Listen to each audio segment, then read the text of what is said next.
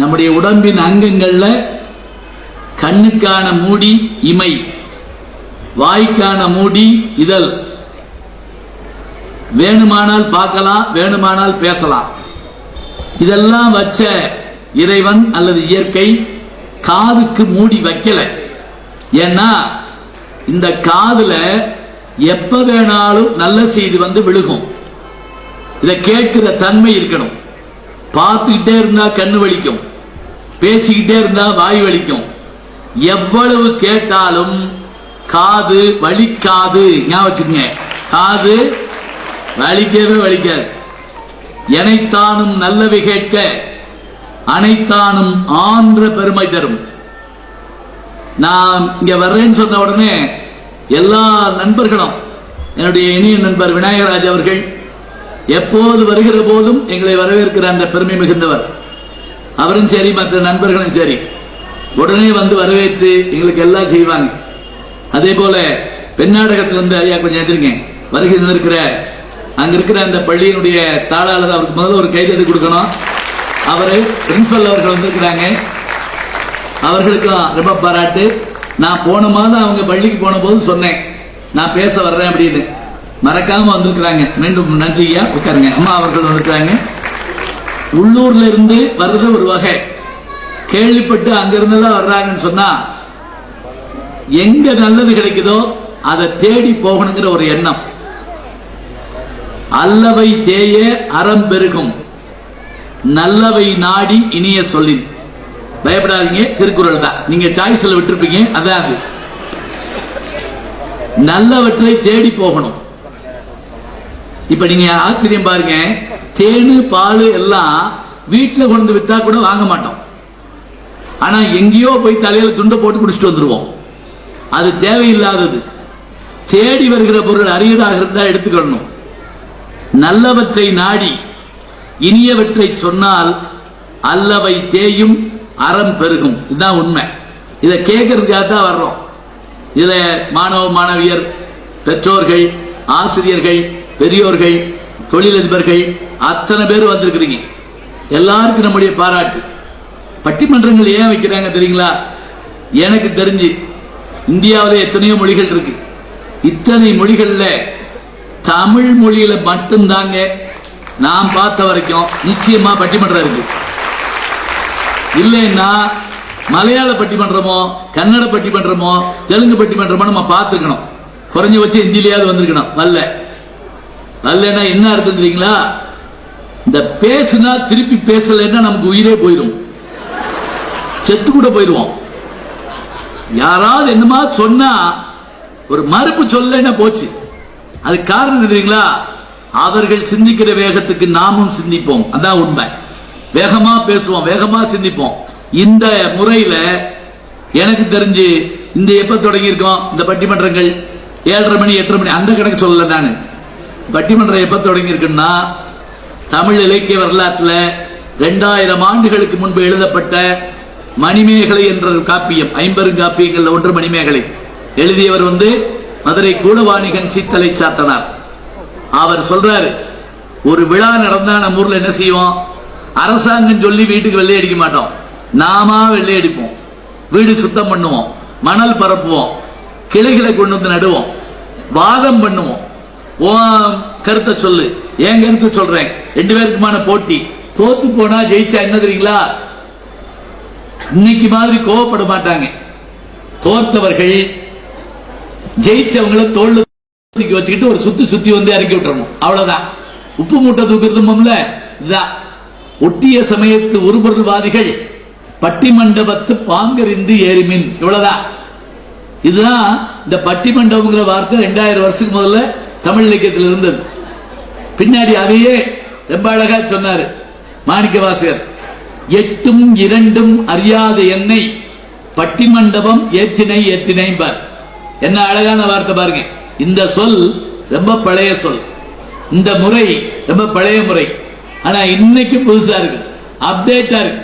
நல்லா சொன்னா இன்னைக்கு போட்டிருக்க தலைப்பு கூட என்ன தெரியுங்களா? ரொம்ப புது தலைப்பு. இன்னைக்கு இருக்கக்கூடிய இந்த அறிவியல் வளர்ச்சி நம்ம சொல்றோமே, இது எப்படிப்பட்டதாக இருக்கிறது என்றால், அறிவியல் வளர்ச்சியால் மனிதகுலம் பெற்றது எங்கும் இனிமையா ஏங்கும் தனிமையா. இப்ப நம்ம அறிவியல் வளர்ந்திருக்குன்னு சொல்றோம். இந்த வளர்ச்சியினால் நமக்கு கிடைத்திருப்பது என்ன? எங்கும் இனிமை பேசுவதற்கு 3 பேரு, ஏங்கும் தனிமை அதையும் பேசுவதற்கு 3 பேரு. என்ன அர்த்தம்? இப்ப வந்த விஞ்ஞான வளர்ச்சியில நாம பெருமை பெற்றிருக்கோம், சந்தோஷம் அடைஞ்சிருக்கோம்னு ஒருத்தவங்க சொல்ல வந்திருக்காங்க. அதுக்கு பதிலாக இவங்க என்ன சொல்றாங்க? அப்படிலாம் இல்ல, இதெல்லாம் என்னைக்கு வந்துச்சோ அன்னையோடு நம்ம நிம்மதி தொலைஞ்சிச்சு அப்படின்னு பேச 3 பேர் வந்திருக்காங்க. 3 3 6 பேர். எங்க அணியில 2 2 4 1 5 பேரு. இந்த ஆண்டு பெரம்பலூரை சேர்ந்த 2 அறிஞர் பெருமக்கள் இங்கே இடம்பெறுகிறார்கள். எங்களுக்கு அது பெருமையா இருக்கு. முதல்ல நான் பேசுறவங்களை அறிமுகம் பண்ணிடுறேன். இந்த அணியில பேச இருப்பவர்கள் முதல்ல இதை தொடங்க இருப்பவர் இந்த பக்கம் தொடங்க இருக்கிறாங்க. இந்த அணியில முதல்ல தனலட்சுமி சீனிவாசன் பொறியியல் கல்லூரியுடைய முதல்வர், நல்லறிஞர், நல்ல பேச்சாளர், எங்களுடைய இணைய நண்பர் டாக்டர் இளங்கோவன் அவர்கள் இங்கே இந்த அணியிலே பேசி இதை தொடங்குவார்கள். எங்கும் இனிமைதான் என்பது அவருடைய கருத்து.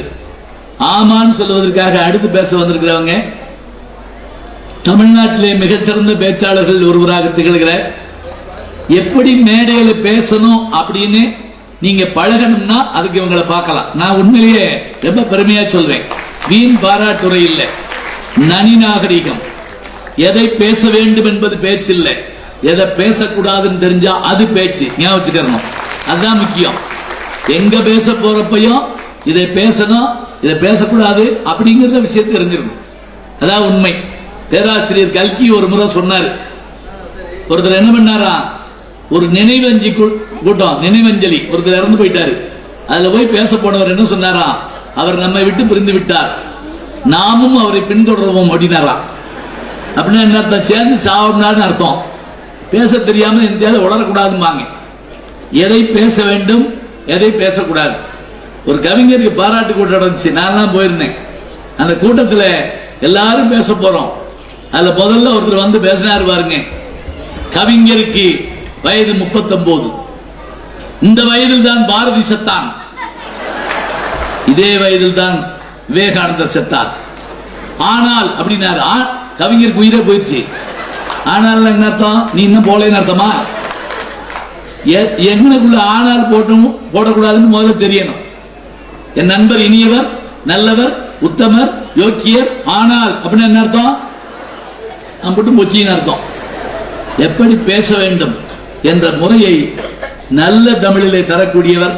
இப்ப கூட மேடைக்கு வந்து எனக்கு முன்னாடி அணிவித்தவர்கள்லாம் அவர்களுடைய மாணவர்கள், பேராசிரியர்களிடத்திலே எம்பில் பட்டம் பயில்கிற மாணவர்கள்லாம் வந்து ஆசிரியை வந்திருக்காங்கன்னு சொல்லி வரவேற்றிருக்கிறார்கள். அத்தகைய பெருமை கொண்ட உருது தனலட்சுமி கல்லூரியுடைய தமிழ்துறை தலைவர் பேராசிரியை டாக்டர் விஜய் சுந்தரி அவர்கள் இங்கே வருகை தந்திருக்கிறார்கள். எங்கும் இனிமை என்று பேச, அதே அணியில ஆமா அப்படின்னு பேசுவதற்காக வருகை தந்திருப்பவர்கள் நல்ல பேச்சாளர், நல்ல இனிமையாக பாடக்கூடியவர். போன ஆண்டு பார்த்திருப்பீங்க, அதுக்கு முதலையும் பார்த்திருப்பீங்க. அவங்க பாட்டுக்காகவே வரக்கூடியவர்கள் பல பேர் உண்டு. அத்தகைய பெருமை மிகுந்த கவிஞர் மலர் வெளி அவர்கள் வந்திருக்கிறாங்க. இந்த 3 பேரும் எங்கும் இனிமைன்னு பேசுவாங்க. அதெல்லாம் இல்ல, ஏங்கும் தனிமை என்று பேசுவதற்கு மேடையில் நாங்க உட்கார்ந்து இருக்கோம்னா, இப்ப அருமையாக ஒரு சகோதரி தொகுத்து கொடுக்கிறாங்க, ரொம்ப அழகா. அதுபோல எப்போதும் தொகுத்து கொடுக்கிற நல்ல பேச்சாளர், நல்ல ஆசிரியர், நல்ல சிந்தனையாளர், வணக்கத்திற்குரிய ஐயா பாண்டியன் அவர்கள் இங்கே வருகை தந்திருக்கிறார்கள். அவர் இன்றைக்கு எங்கும் தனிமைன்னு பேச இருக்கிறார். அவரை தொடர்ந்து அதே மாதிரி நாகர்கோயிலிருந்து வருகை தந்திருக்கக்கூடிய நல்ல சிந்தனையாளர், நல்ல பேச்சாளர், தான் சம்பாதிக்கிற பணத்தில் ஒரு பெரும்பகுதியை அனாதை இல்லங்கள், முதியோர் விடுதிகள் என்று தயங்காமல் செலவழிக்கக்கூடிய, இன்னைக்கு கூட விநாயகராஜ் அவர்கள் போன்ல பேசிட்டு இருக்கப்ப இவர் ஆர்வமா பார்த்துட்டு இருந்தார். அவர் என்ன பேசிட்டு இருக்காருன்னா, அப்படியா பி பாசிட்டிவ் ரத்தமா வேணுமா, இந்த உடனே நான் ஏற்பாடு பண்றேன், கொஞ்சம் இருக்கேன் சொல்லி ஒரு 5 நிமிஷத்துக்குள்ள 5 பேருக்கு போன் பண்ணி அந்த இதை உடனே ஏற்பாடு பண்ணுங்க, அங்க உடனே போகணும் என்று அவர் சொல்லிக்கிட்டே என்கிட்ட திரும்பி சொல்றாரு, ஐயா நானே கொடுத்துருவேன், என்னுடைய ரத்தம் பி பாசிட்டிவ் இல்லை, ஏன்னா அடிக்கடி கொடுப்பேன், சொல்ல சொல்ல அப்படி நெகிழ்ந்து போனேங்க. அதாவது பொருளை கொடுப்பது வேற, உயிரையே கொடுப்பது போன்றது ரத்த தானம்ங்கிறது. அதை இவர் ஏன் ஆச்சரியமா பார்த்தாருன்னா, இவர் அதே மாதிரியான பொது சேவைகள் செய்கின்ற ஐயா செல்ல கண்ணன் அவர்கள் இங்கே வந்திருக்கிறார்கள், இந்த அணியிலே பேச இருக்கிறார்கள். அடுத்து அமர்ந்திருக்கிறவர் நல்ல பேச்சாளர், நல்ல எழுத்தாளர், நல்ல கவிஞர், வில்லுப்பாட்டு கலைஞர். முக்கியமா சொன்னா இங்கே போன ஆண்டு நான் பார்த்தேன் மேடையில நாட்டுப்புற கலைகளை ரொம்ப அருமையா பண்ணீங்க. அவரை விட்டா வில்லுப்பாட்டு அருமையா பாடுவார். உத்தம வில்லன் படம் பார்த்திருப்பீங்க, அதுல கூட சுப்பு ஆறுமுகம் அவர்கள் வில்லுப்பாட்டு பாடுற மாதிரி காட்டுவாங்க. கொத்தமங்கலம் சுப்புன்னு ஒருத்தர் இருந்தார், அவருக்கு முதல்ல NS கிருஷ்ணன் வில்ல ஆயுதமாக பயன்படுத்தியது ஒரு வகை, கலையாக மாற்றியது ஒரு வகை. இப்படி கீழே வச்சு வில்லுப்பாட்டு பாடணும், பாட்டு இசை அழகான நகைச்சுவை எல்லாம். கொத்தமங்கலம் சுப்புன்னு ஒருத்தர் தில்லானா மோகனாம்பால் கேள்விப்பட்டிருப்பீங்க, அந்த சினிமாவுக்கான கதைவசனம் எழுதினவர். ஏன் ஔவையார்னு ஒரு படம் வந்தது, அதனுடைய இயக்குனர் அவர் தான். அவரு காந்தி மகான் கதை இருக்கு இல்லையா, அந்த புத்தகமா எழுதினார். நல்ல கவனிச்சுங்க, புத்தக திருவிழா புத்தகமா எழுதினார். யாரும் வாங்கல, காந்தியை கும்பிட்டாங்க, வணக்கம் சொன்னாங்க, போயிட்டாங்க. பார்த்தாரு புத்தகம் போட்டா பிழைக்க முடியாதுன்னு சொல்லிட்டு அதே விஷயத்தை வில்லுப்பாட்டு பாடினார். புட்ட கட்டி ஏறுது, பிரமாதம், கைதட்டு. அதுல அந்த காந்தி மகான் கதையில காந்திய சுடுற இடம் ஜனவரி 30 பிரார்த்தனை கூட்டத்துக்கு போன காந்திய சுடுற இடம் வந்த உடனே அப்படியே மாலை மாலையா கண்ணீர் விடுவாராம். யாரு? கொத்தமங்கலம் சுப்பு, அந்த வில்லுப்பாட்டு பாடுறவர். எல்லாரும் பார்த்து ஆச்சரியப்பட்டு ஒருத்தர் விடாம போய் கேட்டாரா, எப்படிங்க அந்த இடம் வந்த உடனே அப்படியே அழுகிறீங்கன்னு. அந்த விற்காத புஸ்தத்தெல்லாம் நினைச்சு பார்ப்பேன், என்ன அறியாம கண்ணீர் பொங்கிரும் அப்படி பாரா. காந்திக்கான கண்ணீர் இருக்கட்டும், முதல்ல எனக்கு யார் கண்ணீர் விடுவா அதை யோசிக்க வேணாமா? அழகான விஷயம். வில்லுப்பாட்டு பாடக்கூடியவர், எழுத்தாளர். அவருடைய புத்தகங்கள் இங்கேயே வாங்கலாம் நீங்க. பல்கலைக்கழகங்கள்ல கல்லூரிகள்ல பாடமா இருக்குது. திரைப்படங்கள்ல நடிச்சிருக்கிறார், பூ என்ற ஒரு படம். அதே மாதிரி இப்ப அம்மாவின் கைபேசின்னு தங்கர் பச்சனுடைய படம், எல்லாவற்றிலையும் இதே கெட்டப்பல தான் வருவார். அதனாலதான் அதை மாத்தாம அப்படியே இருக்காரு, பார்த்தோன்னு கண்டுபிடிக்கணும். சாத்தூரை சேர்ந்த கவிஞர் லட்சுமண பெருமாள் அவர்கள் இங்க வருகை தந்திருக்கிறார். அருமையா பாடவும் செய்வாரு. நீங்க உட்கார்ந்து நல்லா கேட்பீங்கன்னா கேட்பீங்க, அது கேட்கணும். அத்தகைய பெருமை கொண்ட நாகர்கோயில், சாத்தூர், மதுரை, திருச்சி, பெரம்பலூர், ஒரு மினி இந்தியா, குட்டி இந்தியாவே இங்க உட்கார்ந்து இருக்குது, தமிழ்நாடே இருக்குது. எல்லாரும் நீங்க இருந்து கேட்க வேண்டும். இவர்கள் தான் நான் அறிமுகம் பண்ணவங்க. எவ்வளவு நேரம் பேசுவாங்கன்னு நான் சொல்லிடுறேன். ஏன்னா நேரத்தை ரொம்ப கவனமா பார்த்துக்கணும்.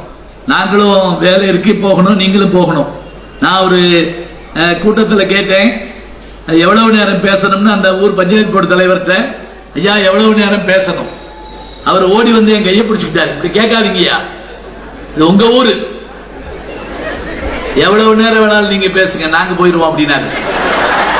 எங்களுக்கு வேலை இருக்குல்ல, வேலை எல்லாத்துக்கும் இருக்கு.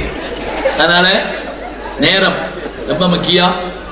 அணித்தலைவர்கள் 10ல இருந்து 12 நிமிஷம் இப்படி வச்சுக்கோங்க. தொடர்ந்து வர்றவங்களோ அதுக்குள்ள பேசுங்க.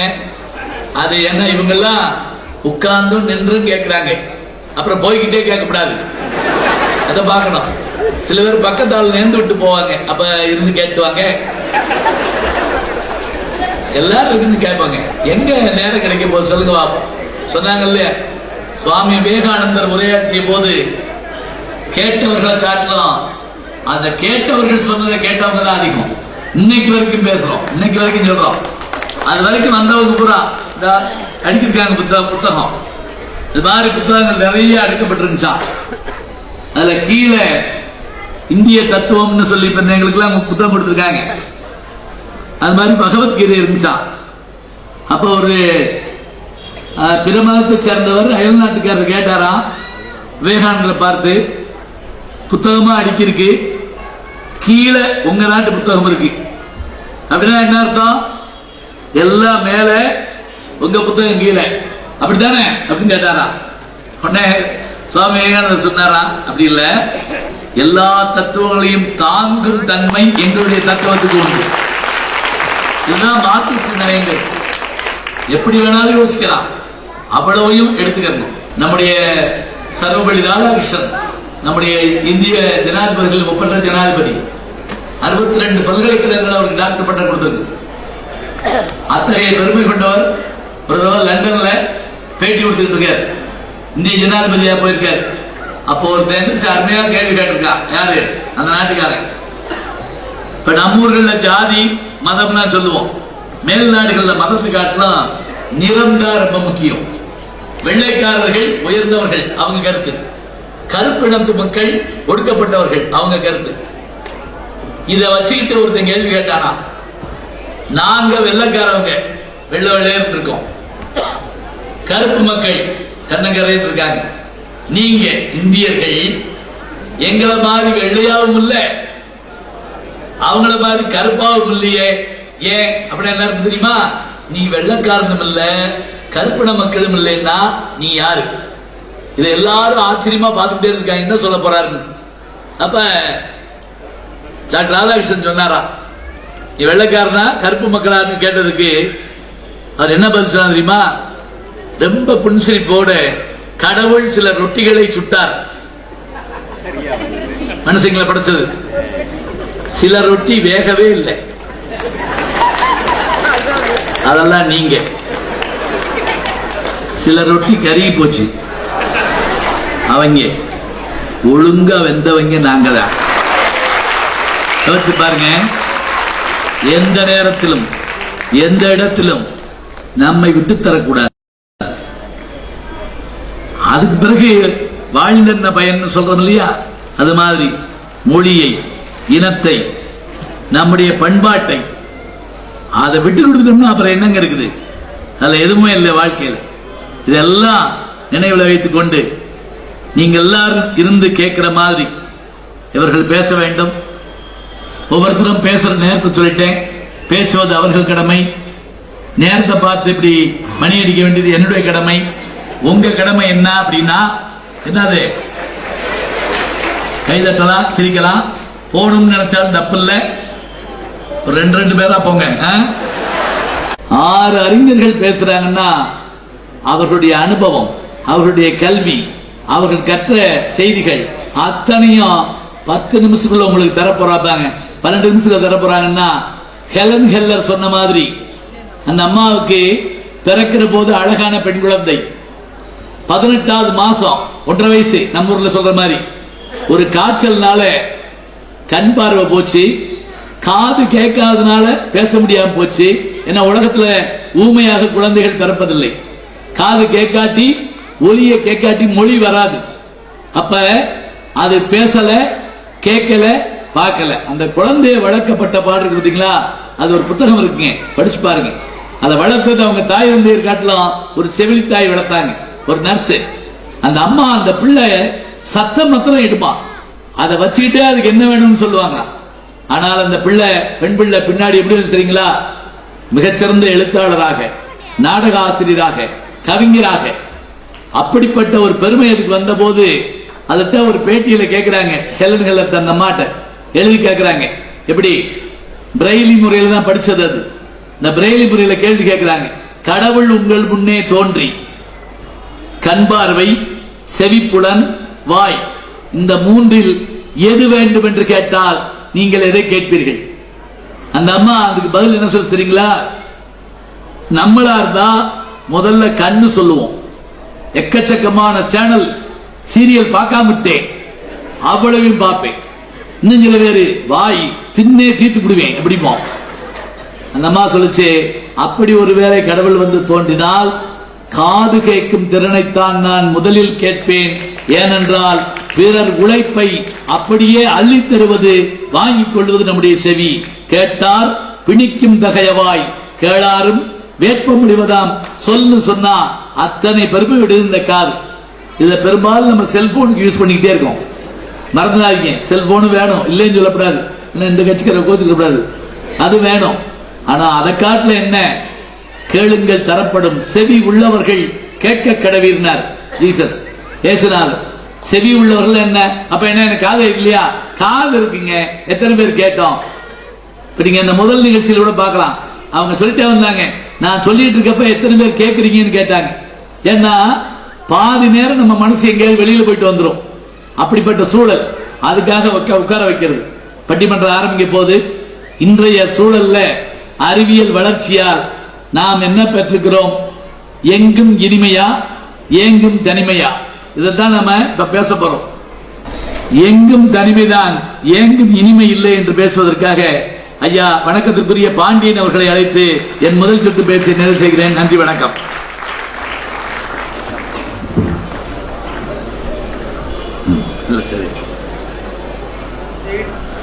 கொஞ்சம் மைக்கு.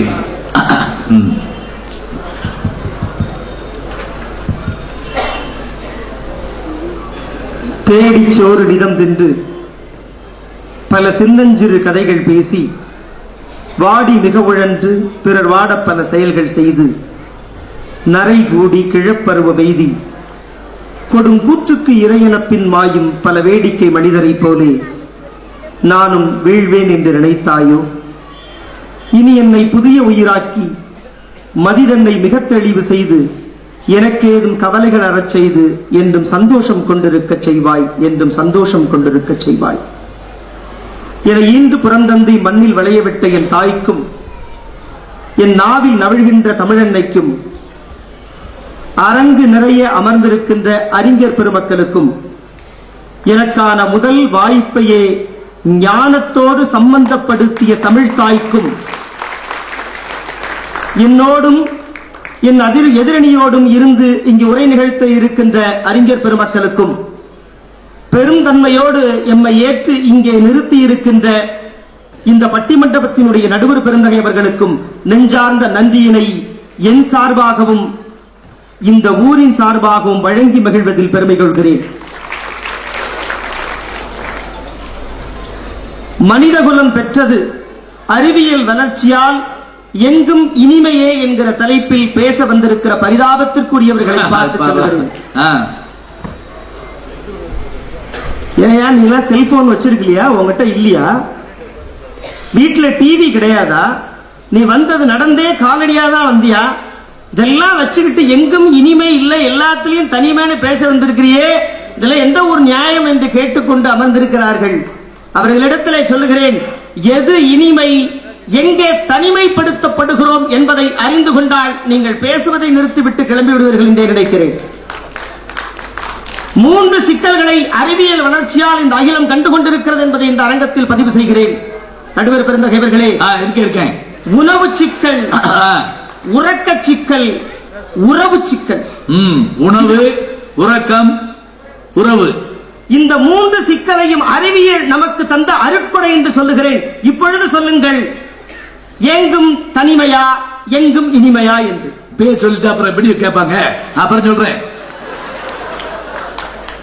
உணவு சிக்கல், நான் அப்பனாத்தாலும் அதுக்கு முன்னால இருந்த பாட்டனும் பூட்டனும் சாப்பிட்டத இப்ப கேட்டோம்னா, ஒரு பெரியவர் நாங்க கூப்பிட்டு பேச அழைச்சிருக்கும் போது சொன்னாரு, ஏமா கொஞ்சம் காய் சாப்பிடு சாமி, என்ன வெறும் உடம்பா இருத்து ஊத்திக்கிறது நல்லாவா இருக்கு, சாப்பிடுமா சத்து சத்துன்னு சொல்லி. இன்னும் சாப்பிட இன்னும் சாப்பிட நீங்கள் குழந்தைகளுக்கு ஊட்டுகிறீர்களே, கொஞ்சம் யோசியுங்கள். என்னன்னா, அம்புட்டு விஷம்டா, இன்னும் கொஞ்சம் விஷம் சாப்பிடு சாமி, இன்னும் கொஞ்சம் விஷம் சாப்பிடு சாமி அப்படி என்று உங்கள் குழந்தைகளுக்கு ஊட்டுகிறீர்கள். உங்கள் கணவரின் மீது பிரியத்தோடு நீங்கள் இன்னும் கொஞ்சம் சாப்பிடுங்கன்னு சொன்னா இன்னும் கொஞ்சம் விஷத்தை சாப்பிடுங்கன்னு சொல்றீங்க. இந்த விஷத்தை சாப்பாட்டை போட்டா அம்பிட்டு சிக்கலா, சாப்பிட சொன்னது அவ்வளவு பெரிய தப்பா, நீங்க சோத்த போய் விஷம்னு சொல்றீங்க அப்படின்னு கேட்டா, அத்தனையும் நஞ்சாக்கி தந்திருக்கிறது அறிவியல். அத்தனையும் நஞ்சாக்கி தந்திருக்கிறது. விஷமில்லாத கத்திரிக்காயை நீங்க தேடி கண்டுபிடிச்சாலும் கிடைக்காது. வாங்கிட்டு வந்து சாம்பார் வச்ச உடனே சொல்லிடுவேன், நான் என்னது குளோரின் வாடை அடிக்குது, அந்த மருந்து வாடை சாம்பார்ல சேர்ந்து இருக்குது. மணக்க மணக்க இருக்க வேண்டிய சாம்பார் அறிவியல் கண்டுபிடித்து கொடுத்த மருந்தால் நாசமாகி இருக்கிறது. அதைத்தான் நாம் நஞ்சாக உணவென்று அருந்துகிறோம். இப்பொழுது சொல்லுங்கள், தனிமை இனிமையா தனிமையா? என்ன சாப்பிட்டா தனிமையா? ஆமா, இந்த உலகத்தை விட்டு தனிச்சு போயிடுவோம்ல, விரைவா விசா வாங்கிட்டு வெளியே கிளம்பிடுவோம்ல, தனிச்சே போயிடுவோம்ல. அப்படியான உணவைத்தான் இன்றைக்கு தந்து கொண்டிருக்கிறது. நம்ம ஆளுவெல்லாம் இந்த கால மாட்டுக்கு இவ்வளவு பெரிய பிரச்சனையை கிளப்புறான்டா. ஏன்னா அவ்வளவு பெரிய சிக்கலா காலமாட்டு பிரச்சனை. திடீர்னு பார்த்தா அலங்காநல்லூர்ல தான் கூடனா, மெரினா மாவட்ட தலைநகர் முழுக்க கூடனா, என் நண்பன் சுவிட்சர்லாந்துல சொல்றா, நான் இப்பொழுது பேச வந்திருக்கிறேன். சுவிட்சர்லாந்துல மாடு பிடிக்கிறதுக்கு ஆதரவா இங்க ஆர்ப்பாட்டம் நடக்குதுன்னு. சுவிட்சர்லாந்து பனியில் நனைந்து கொண்டு எல்லாரும் ஆர்ப்பாட்டத்தில் நிற்கிறான். அப்படின்னு அவ்வளவு பெரிய முக்கியமான விஷயம். காளமாட்டுக்கு என்ன சமாச்சாரம்? உலகத்தில் எல்லாமே சரி பண்ணிட்டாங்க, காளமாடு மட்டும் தான் பிரச்சனையா என்று கேட்டால் தோழர்களே, 130 பசு இனங்கள் இருந்த இடத்தில் வெறும் 37 பசு இனங்கள் மட்டுமே எஞ்சி இருக்கிறது. அத்தனையும் அறிவியல் அழித்திருக்கிறது. 130 மாடு இல்ல, நீங்க வாட்டுக்கு எண்ணிட்டு போறப்ப 37 மாடுதான் இருக்கா அப்படின்னு நினைக்காங்க. இனங்கள், பசு இனங்கள். 130 பசு இனங்கள் இருந்த இடத்தில் வெறும் 37 பசு இனங்கள் மட்டுமே இருக்கிறது. இந்த சீசன்ல நாயை பார்த்திருப்பீங்க. இந்த அவையில பேச வேண்டியதாண்டா பேசணும்னு அம்மா வழியா எங்களுக்கு சொன்னார், இருந்தாலும் சொல்றேன். சீசன்ல நாயை பார்த்திருப்பீங்க. தாயாக வேண்டிய பெண் நாய் சைலண்டா ஓடிக்கிட்டே இருக்கும். அதை துரத்துக்கிட்டு 5-6 நாய்கள் பின்னாடியே போயிட்டு இருக்கும். இந்த தாய் நாய் எதையுமே யோசிக்காது, போயிட்டே இருக்கும். இந்த 5-6 ஆண் நாய்களை அடிச்சு முடிச்சு அதில் எது வீரியம் மிக்கதோ அதை தன்னோடு இணைவதற்கு ஒரு பெட்டை நாய் அனுமதிக்கும். விலங்குகளுக்கு தனக்கு அடுத்த தலைமுறையை வலிமை உடையதாக உருவாக்க வேண்டும் என்கிற சிந்தனை இருக்கிறது. நல்லா பாருங்க, நம்ம பசுமாட்டுக்கு என்ன வருது? காளமாட்டை கண்ணிலேயே பார்க்காம பசுமாடு கர்ப்பம் ஆயிடுது. அது செனையா இருக்கும் போதுதான் தெரியுது என்ன பிரச்சனை. நம்ம ஏதோ அவர் முட்டிக்கிட்டே வருது, செனையாயிட்ட மாட்டுக்கு அந்த கபோதி வந்தா ஊசி போட்டான், அது இப்ப செனை அப்படின்னு நினைக்குது. காளை மாட்டையே கண்ணால் பார்க்காமல் இன்றைக்கு கர்ப்பம் தரிக்கிறது பசுமாடுகள். சரி, கொடுக்கிற ஊசி நம்மூரு காளமாட்டோட விந்தணுக்களை எடுத்து உரை விந்தா கொடுக்கறானா? கிடையாது. ஜெர்சி பசுவினுடைய உரை விந்தை நமது பசுமாட்டுக்கு, நாட்டு பசுமாட்டுக்கு கொடுத்து அதை பூரா விஷமாக்கிட்டான். கொக்கோ கோலா A2, இப்ப கவனிச்சிருப்பீங்களா? A2 பால். அது என்னடா பால் கேட்டிருக்கோம், பசும்பால் கேள்விப்பட்டிருக்கோம், எருமாட்டு பால் காட்டிருக்கோம். எரும மாடே இல்லாம போயிடுச்சு, இல்லாத ஊரா போயிடுச்சு. எருமாடு இல்லாத ஊரா போயிடுச்சு. பசுமாட்டுல அதோட A1 A2. இப்படி ஒரு கேள்வி. உண்மையிலுமே அதிர்ந்து போனேன். முந்தா நாள் செய்தித்தாள் நெல்லை சூமுத்து அவர்கள் தினமணி கட்டுரைக்கு தலையங்கம் எழுதியிருக்கிற இடத்துல சொல்லியிருக்கிறார், பட்டியல் இருக்கிறார். A1 பாலுங்கிறது இந்த வெளிநாட்டில் இருந்து இறக்குமதி செய்யப்படுகிறது, அந்த பசு இனத்திலிருந்து கடக்கப்படுகிற பால். அதுல என்ன பிரச்சனை உங்களுக்கு? ஹிஸ்டாடின் அமினோ அமிலம்னு ஒரு திரவம் அதுல இருக்கு. அதனால என்னையா பிரச்சனை வந்துருதுன்னு கேட்டீங்கன்னா, நமக்கெல்லாம் பால் குடிச்சா சத்து வருங்கிறதுக்கு பதிலா சக்கரை நோய் வரும்னு எழுதியிருக்கான். அறிவியல் கொடுத்தது. பசுமாடு நீரிழிவு நோய் பட்டியல் போட நல்ல வேளை இப்ப டீ கொடுத்தாங்க, குடிக்க தெரிஞ்சேன். நடுவர் அவர்களே, அது A2 பாலான்னு கேட்டுக்கிட்டு குடிக்கணும். ஆமா ஆமா, நம்ம அவசரப்பட்டு குடிச்சுட்டு அப்புறம் அவஸ்தைப்படக்கூடாது. அதை சொல்லுங்க. ஏன்னா சீக்கிரம் தனிமைப்படுத்தப்பட்டுருவீங்க. ஐயோ, ஆமா ஆமா ஆமா, அப்புறம் அதை குடிச்சா என்ன? வேற ஆள் உதாரணம் கிடைக்கலையா? இதய நோய் வந்துருங்கிறான். அதெல்லாம் கூட பரவாயில்ல, மனப்பிரமை வந்துருன்றான். என்னடா மனப்பிரமைன்னா? யாரோ நம்ம காதுக்குள்ள பேசிக்கிட்டு இருக்கிற மாதிரியே தோணுமா? அதுக்கு பேரு ஸ்கிசோஃப்ரெனியான்னு ஒரு நோய். அருமையா சொன்னாங்க ஐயா. ஸ்கிசோஃப்ரெனியா நோய், காதுக்குள்ள யாரோ பேசிக்கிட்டு இருக்க மாதிரியே கேட்குமா? இதெல்லாம் எதனால சாமி? பால் குடிக்கிறதுனால. நான் சொன்னா உணவு சிக்கலால் என்ன இருக்கு? அழகா ஞான சம்பந்தர் ஞானப்பால் குடிச்ச தேசத்துல இப்படி ஆகி போச்சே. A1 பாலுங்கிறான். 67% புரோலின் அமினோ அமிலம் இருக்கக்கூடிய A1 பால் எதிரான நம்ம பசுமாடு நாட்டு பசுல 67 விழுக்காடு இருக்கின்றான். அம்புட்டு சத்தம் 1.5 லிட்டர் தான் கறக்குது. மணிக்கு ஒரு தடவை கை வச்சா மடிக்காம்பல இறங்கணும். 20 லிட்டர் 20 லிட்டர் பால். அப்புறம் மிஷின் தான் அப்படி சொல்லி விட்டுருவான். ஐயோ, எவன் கறக்கிறது? 20 லிட்டர் பால். என்னடா அம்புட்டு விஷம். உங்களுக்கு 1.5 லிட்டர் அமுதம் வேணுமா, 20 லிட்டர் விஷம் வேணுமா? சொல்லுங்க.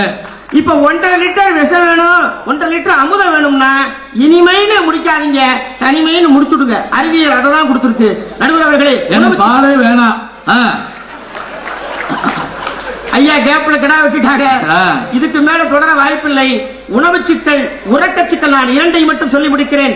இன்றைக்கு இளைய தலைமுறை அறிவியல் என்ற அற்புதத்தை கற்றுக்கொண்டதனால், இவர்கள் கற்றுக்கொண்ட கல்வியால் இரவெல்லாம் கண்வழித்து மேற்குலக நாடுகளுக்காக இங்கே தன் ஆண்மையை இழந்து கொண்டிருக்கிறார்கள். சகோதரர்களே, பணம் ஒன்றை மட்டும்தான் இலக்காக கொண்டு இயங்குகிற இந்த மனித கூட்டம் தன் மொத்த ஆண்மையை இழந்து தவிக்கிறது. உறக்கத்தை தொலைத்தால் இரவில் கிடைக்கக்கூடிய அத்தனை சத்தையும், இயற்கையாக உடலில் உருவாகக்கூடிய அந்த அத்தனை சத்தையும் அழித்து விடுவதற்கான ஆயுதங்கள். ஆம்பளை பொம்பளை வித்தியாசம் தெரியல சாமி. இவனும் டவுசர் போட்டுருக்கான், அவனும் டவுசர் போட்டுருக்கான், ரெண்டும் முழு முழு இருக்குது. இவனுக்காக 4 மசுறு கால் இருந்தாதான் இது ஆம்பளையா பொம்பளையானே தெரியுது. சிறப்பண்ணி மாதிரியே பின்னாடி இருந்து பார்த்தா தெரியுது. என்னடா பொழுதுக்கு உட்கார்ந்த இடத்துல சோத்த தின்னுட்டு இருக்கலாம், எந்த உழைப்பும் இல்லை. என்ன ஆக்கியிருக்கு இந்த அறிவியல்? என்ன ஆக்கியிருக்கு? நம்ம பசுமாட்டுக்கு காளை மாடு கிடைக்காது, நம்ம நல்ல காளைகள் கிடைப்பதற்கு வாய்ப்பில்லை. இந்த அறிவியல் தருகிற உணவை தொடர்ந்து உண்டால், இந்த அறிவியல் சொல்லித் தருகிற உறக்க முறையை கையாண்டால், இவ பணம் தான் வேணும் வாழ்க்கையில போன கடைசியில நமக்கு எதுவும் நிக்காது, நிலைக்காது என்பதை இந்த நேரத்தில் பதிவு பண்ணுகிறேன். உறவு சிக்கல், இதனால் எழுவதுதான் உறவு சிக்கல். எப்ப உணவும் சரியில்லை, உறக்கமும் இல்லை, உறவு எப்படி இனிமையா இருக்கும்? இவ்வளவு பெரிய சிக்கலை உருவாக்குதே, அது உங்களுக்கு இனிமையா? ஏமா நீங்க பேசலாமா வேணாமான்னு முடிவு பண்ணி கொள்ளுங்க சகோதரிகளே. இனிமையா இனிமையா இருக்க வேணாமா என்பதை கட்சி கழித்துட்டு வர எதிர்கட்சிய. உண்மையை சொல்ல போனால் அறிவியல் இனிமை சேர்க்கிறது, இல்லை என்று சொல்லவில்லை. ஆனால் அதன் முடிவு என்ன? அதை மிகச்சரியாக கையாளாமல் விட்டால் நிச்சயமாக இந்த உலகத்தில் இருந்து நாம் தனிமைப்படுத்தப்படுகிற நிகழ்ச்சி நடந்தேறும். எனவே இந்த அறிவியலை அற்புதமாக கையாள வேண்டிய கட்டாயம் நமக்கு இருக்கிறது. இந்த நேரத்தில் நல்ல தீர்ப்பை நடுவர் அவர்கள் வழங்குவார், அமுதம் உண்பார் என்று சொல்லி இந்த நேரத்தில் வாய்ப்பளித்தமைக்கு நன்றி கூறி விடைபெறுகிறேன். நன்றி. நல்ல வேலை, அமுதம் உண்பார், அருமையாக வாழ்வார் அப்படி சொல்லி முடிச்சாரு. விஷம் தின்பார் அல்ல. வருத்தத்தோட பதிவு செய்யப்பட்ட விஷயம் ஞாபகம் வச்சுக்கோங்க. பயமாத்தான் இருக்கு. எதை சாப்பிட்றப்பையும் கவனமா சாப்பிட வேண்டியது. ஒருத்தன் என்ன எல்லாத்துலயும் அவர் சொன்ன மாதிரி கலப்படம் ஆயிடுச்சு. ஒருத்தன் என்ன பண்ணிருக்கான், செத்து போயிடுவோம் நினைச்சு விஷ குடிச்சிருக்கான், சாகல. விஷத்துல கலப்படம்.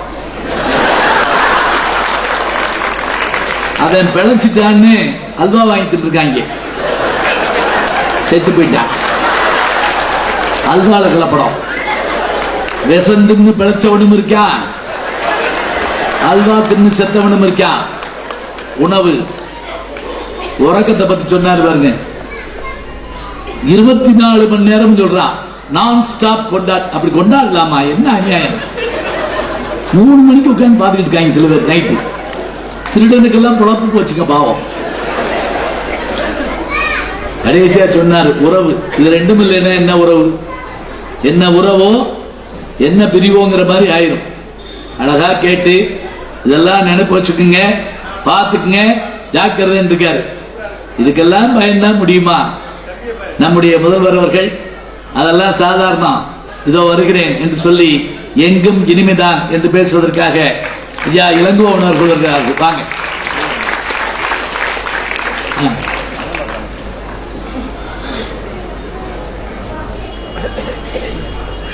புத்தகம் படித்ததால் அறிவு வளர்ந்தது,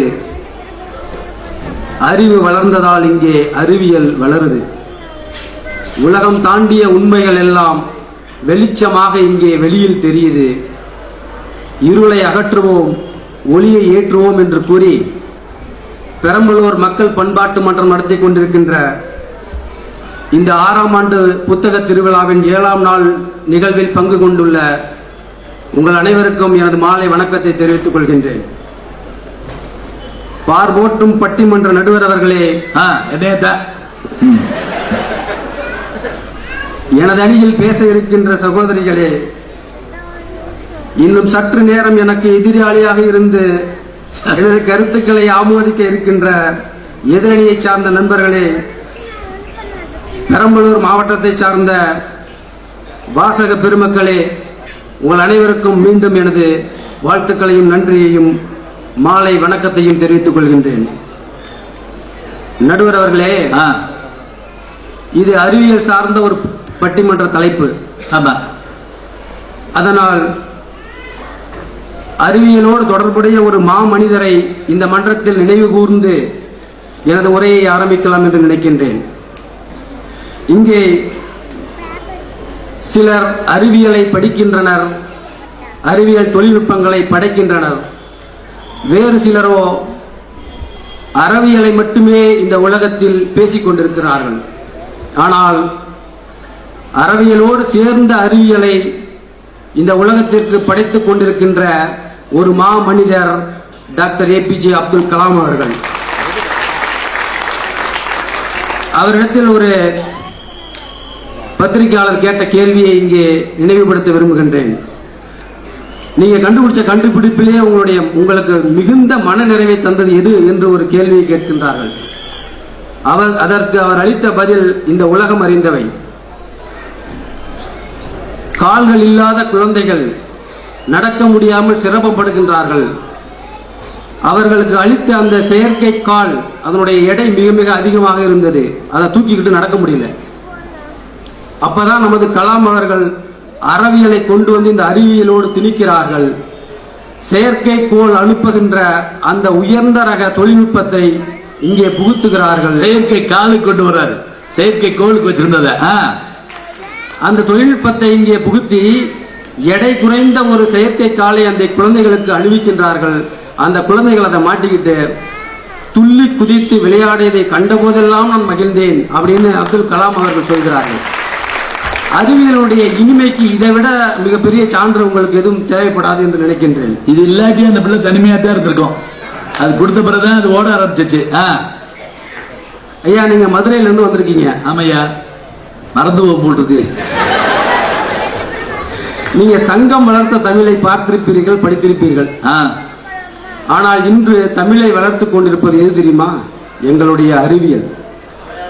சாதியாலும் மதத்தாலும் தலைவர்களாலும் கொள்கைகளாலும் கட்சிகளாலும் பிரித்தாளப்பட்ட எனது இளைஞர்களை இன்று ஒன்று சேர்ப்பது எது தெரியுமா? தமிழ் மொழிக்காகவும் இனத்திற்காகவும் நமது கலாச்சாரத்திற்காகவும் நமது பண்பாட்டிற்காகவும் இந்த இளைஞர்களை ஒன்று சேர்த்தது எனது அறிவியல் தான்.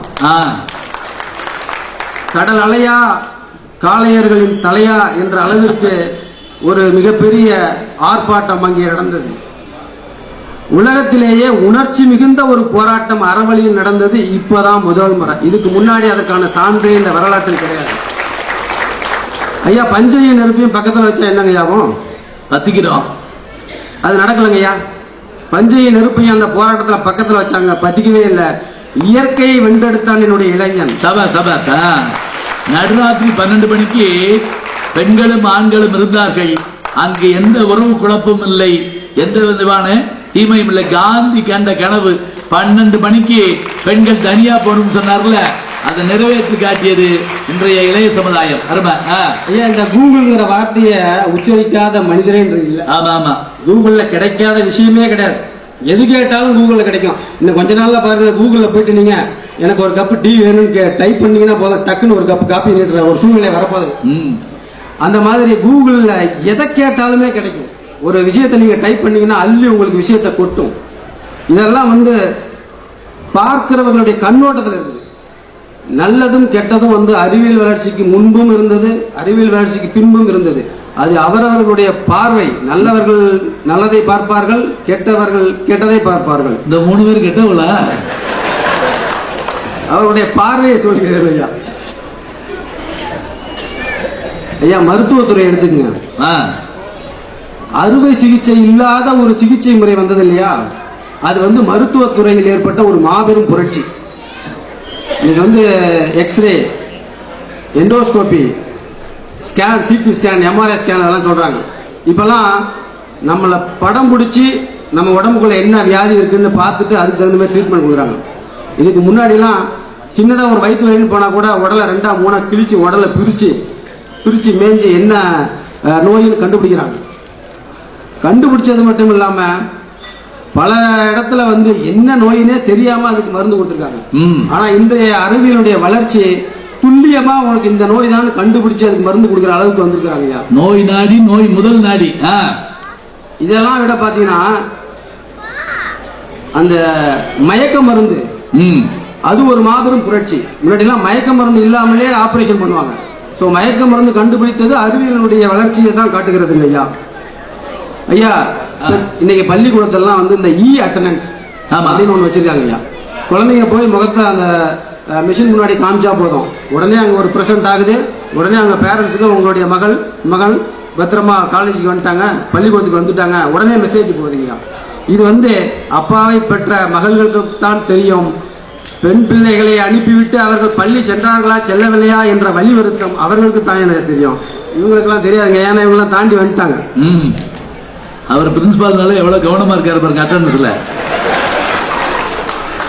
ஐயா சமீபமா உங்களுடைய மேரேஜ் ஆல்பத்தை ஏதாவது புரட்டி பார்த்துருக்கீங்களா ஐயா? இல்லையா, பழைய மேரேஜ் ஆல்பம் தான். சமீப மேரேஜ் ஆல்பம் நான் அப்படியே சந்தோஷப்பட்டேன். ஒரு தடவை தான் நடந்தது, 84. ஒரு தடவை நடந்தது. இந்த பிப்ரவரி 6 வந்தா கல்யாண நாள் எனக்கு, 33வது வருஷம். ஐயா, ஒரு மனிதனுடைய முதுமை வந்து எப்பொழுது முழுமை பெறுகிறது தெரியுமா? அவர்களுடைய இளமை கால நினைவுகளை அசை போடும் பொழுதுதான் ஒரு மனிதனுடைய முதுமை முழுமை அடைகிறதுங்கிறான். நீங்க எதுக்கு இதை கேட்டீங்க? இப்ப நீங்க இளமையானவர்கள் ஐயா, உங்களுக்கு நீங்க ஒரு முறை உங்க ஃபேமிலியோட உங்க போட்டோ மேரேஜோட போட்டோ ஆல்பத்தை பொறுத்து பாருங்க, அந்த மாசம் முழுக்க உங்க வீட்டுல ஒரே மகிழ்ச்சி தான். அந்த மாதிரி இந்த நினைவு அலைகளை தாங்கி கொள்வது எது? எங்களுடைய அறிவியலின் உன்னதமான கண்டுபிடிப்பு. பெண்ணினுடைய நினைவுகளை ஆண்ட்ராய்டு சுமந்து கொண்டிருக்கின்றது, ஆணினுடைய நினைவுகளை எங்களுடைய பெண்களை சுமந்து இதெல்லாம் இருக்கு. சொல்லுங்க, மஞ்சு டேலாக் பாரு இருக்கு.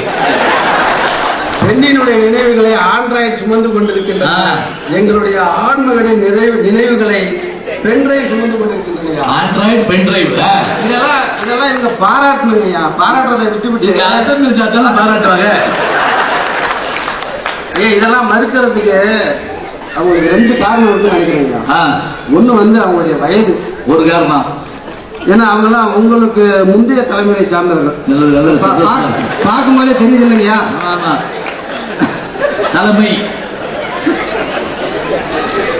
2வது காரணம் என்னவா இருக்குன்னாங்கய்யா, ஒரு ஏக்க பார்வை.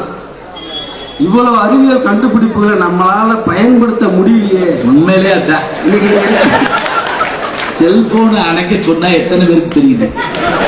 கொஞ்சம் மியூட்ல போட்டுக்கங்கன்னு சொன்னதுக்கு ஒரு கூட்டம் ஆரம்பிக்குது, மியூட்ல போட்டுக்கன்னு சொல்றாங்க. தெரிஞ்சவங்க பண்ணிட்டாங்க. ஒரு ஆள் விநாயகனே வெப்பிண்டையை சத்தம் வந்துட்டு இருக்கு, அமத்த தெரியலங்க. அங்கிட்டு ஓடுறாரு, அங்கிட்டு ஓடுறாரு, அங்கிட்டு ஓடுறாரு. ஒருத்தர் கொடுத்து அமத்த சொல்ற, அவரு நம்மதில்லை. அதுல என்ன பண்ணாருங்களா, கீழே ஓட்டி ஏறி உட்காந்துட்டாரு. உனக்கு அதுக்கு செல்போன் அது அமத்தமாக தெரிய வேணாமா? அந்த ஏக்க பார்வையா, இன்னைக்கெல்லாம் i7, i8, iPhone வந்துகிட்டே இருக்குது. அதை யூஸ் பண்ண தெரியல அவங்களுக்கு. அது இருக்கிற ஆப், அந்த அப்ளிகேஷன் யூஸ் பண்ண தெரியல. அந்த ஏக்க பார்வை, அதாவது எட்டாக்கனியை பார்த்து சீச்சி இந்த பழம் புளிக்குன்னு சொல்லுவாங்களா ஐயா, அந்த வகையை சேர்ந்தவர்கள் இதெல்லாம். ஐயா, இந்த பட்டிமன்றம் ஆரம்பிக்கும் போது அந்த பார்வோட்டும் பட்டிமன்ற நடுவர் அவர்களே அப்படின்னு உங்களை பேசினேன். இது எப்படி சாத்தியமாச்சுன்னு உங்களுக்கு தெரியுமாங்க ஐயா? சொல்லியா. கண்டம் விட்டு கண்டம் பாயக்கூடிய அக்னி ஏவுகணையை போல நீங்கள் நாடு விட்டு நாடு பறந்து எங்களுடைய விமானத்தின் மூலியமாக நாடு விட்டு நாடு பறந்து பட்டிமன்றத்தை நடத்தி கொண்டிருந்தீர்கள். அந்த செயற்கைக்கோள் உதவியுடன் செயல்படுகின்ற டிவி வந்து இதை பட்டி தொட்டி எங்கும் பரப்புது. அதனாலதான் நீங்க பார்வோட்டும் பட்டிமன்ற நடுவராக இன்று உலகம் முழுமையும் வளம் வந்து கொண்டிருக்கிறீர்கள் என்றால் எங்களுடைய அறிவியல் தான். எல்லா புகழும் அறிவியலுக்கே என்று நல்ல தீர்ப்பு நீங்கள் வழங்க வேண்டும் ஐயா. ஐயா, இந்த அறிவியல் வளர்ச்சியில வந்து 99% நல்ல விஷயங்கள் இருக்குங்க. 1% நீங்க சொல்ற அந்த தனிமைக்கு காரணமாக இருக்கலாம், இல்லை என்று மறுக்க முடியாது. 99% நீங்கள் போற்றுங்கள், 1% விட்டு ஒழியுங்கள். நீங்க ஏன் தேடி தேடி போய் அந்த 1% பார்த்து கொண்டு இருக்கிறீங்க? ஐயா நமக்கு முன் பேசிய ஐயா வந்து ஒரு கேள்வி கேட்டார்கள். இந்த காலமாடை பத்தி பேசினாரு, பாலுடைய நச்சுத்தன்மையை பத்தி பேசினாரு. இந்த வந்து அறிவியலை குறை சொன்னார். முதல்ல ஐயா ஒன்றை சொல்லுகிறேன், இந்த மன்றத்தில் நான் பதிவு செய்ய விரும்புகிறேன். நம்மளுடைய நாட்டு மாடுகளை விட்டுவிட்டு நீங்கள் ஜெர்சி பசுவிடம் போனதற்கு காரணம் அறிவியல் அல்ல, உங்களுடைய பேராசை. அப்படி கேளுங்க. நீங்க அது ஒழுங்கு 1.5 லிட்டர் பேச வைக்க வேண்டியதானே? 7 லிட்டர் மாடு வேணும், 20 லிட்டர் மாடு வேணும், கால மாட்டிலே பால் வருதா அப்படி சொல்ல ஆரம்பிச்சாங்க.